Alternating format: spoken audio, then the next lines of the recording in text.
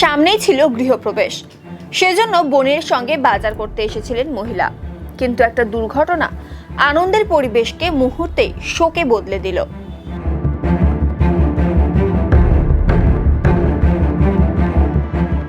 পথ দুর্ঘটনায় মৃত্যু হলো শিলিগুড়ি রবীন্দ্রনগরের বাসিন্দা রাখি বিশ্বাস রায়ের।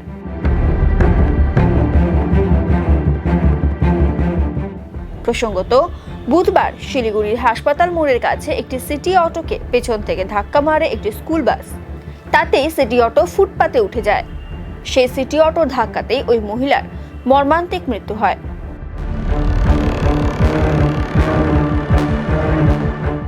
মৃত মহিলার 3 বছরের এক সন্তানও রয়েছে।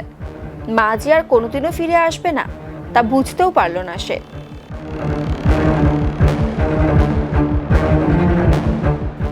অন্যদিকে দুর্ঘটনাগ্রস্ত দুটি গাড়িকে হেফাজতে নিয়েছে শিলিগুড়ি থানার পুলিশ।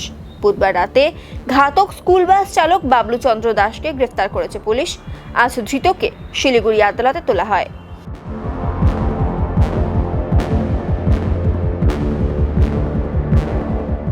এদিকে ঘটনার পর থেকেই পলাতক রয়েছে ঘাতক সিটি অটো চালক। তার খোঁজে বিভিন্ন জায়গায় তল্লাশি শুরু করেছে পুলিশ।